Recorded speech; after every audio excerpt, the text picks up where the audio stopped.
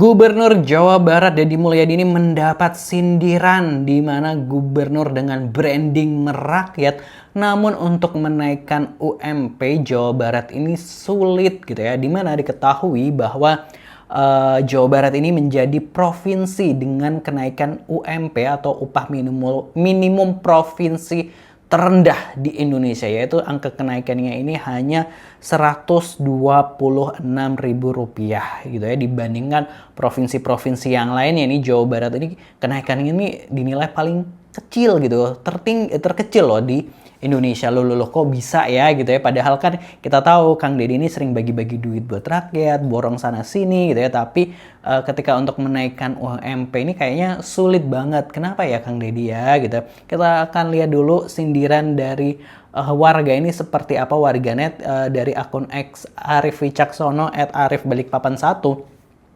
branding merakyat, hasil kerja UMP terendah, jangan tertipu branding gitu ya, begitu katanya. Kerja nyata Bapak Aing di bawah kepemimpinan Deddy Mulyadi, Jawa Barat menjadi provinsi dengan UMP terendah di tahun 2026. Kan kita tahu ya bahwa setiap akhir tahun biasanya ini pemerintah provinsi setiap daerah ini menaikkan gitu ya, menetapkan UMP untuk para buruh gitu ya, para pekerja yang bekerja di wilayah mereka masing-masing. Dan ya ini Jawa Barat kenaikannya ini dinilai paling kecil, terkecil malah nomor 1 dibandingkan daerah-daerah lain. Kita langsung lihat komentar netizen seperti apa. Dianya sibuk ngonten gitu ya, cukup sekali tertipu, pengagum Gibran gitu. Oh, tidak mengerti istilah yang Mas Gibran sampaikan. Terima kasih ya buat Mas Gibran yang sudah membuat kami menjadi bangga bahwa Mas Gibran iya. cupu, tapi ternyata suhu. Gitu ya, statement Deddy Mulyadi saat mendukung Gibran gitu ya pada Pilpres kemarin ini. Kan dia emang kaki tangan oligarki. Waduh itu. Tuh, ini ada KDM sudah jadi orang kuat karena didukung oligarki dan 9 naga gitu ya, saat KDM menemani Jokowi. Oh ini ada ini ya. Karena lalai menutup gorong-gorong, disinyalir ada yang mau masuk lagi ke sana meneruskan pendahulunya. Ini ada Jokowi, terus ini ada KDM ngecek gorong-gorong juga gitu ya. Dana kompensasi penutupan tambang yang ia janjikan pun belum tersalurkan sepenuhnya, bahkan ada dugaan penyelewengan alias targetnya ngawur, masyarakat dipaksa mengemis selama 3 bulan sejak diberlakukannya surat edaran gitu ya. Seperti itu, ini ada dari netizen yang memberikan informasi gitu. Tapi UMK satu kota kabupatennya masuk tertinggi di Indonesia. Ya iya gitu, tapi kan seluruh Jawa Barat gimana gitu. Banyak yang terhipnotis sama pencitraan Bapak Aing. Masyarakat butuh pekerjaan, bukan dengan membagi-bagi uang dengan pencitraan dan konten dramatis gitu ya. Bapak Aing nggak takut sama netizen, tapi tetap takut sama pengusaha dan pemilik modal gitu. Heran lihat rakyat Konoha nggak kapok-kapok dengan pencitraan, tipuan nggak cukup, ditipu dirusak 10 tahun oleh stiker menipu. Waduh itu.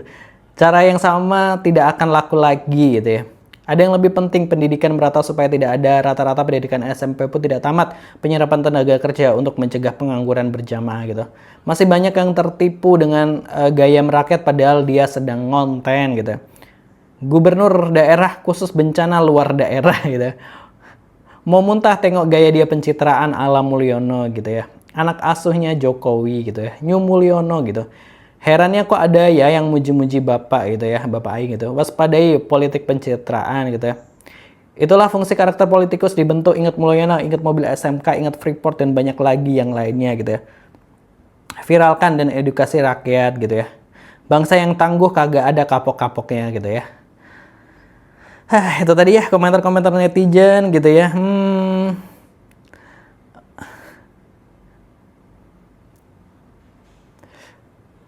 Ngomong sama siapa bang? Rakyat Jabar percuma, seperti fans Jokowi, fans Demul juga sama. Dan fanatiknya percuma dibilangin. Gue tinggal di Jabar bang dan lihat sendiri betapa waduh gitu ya.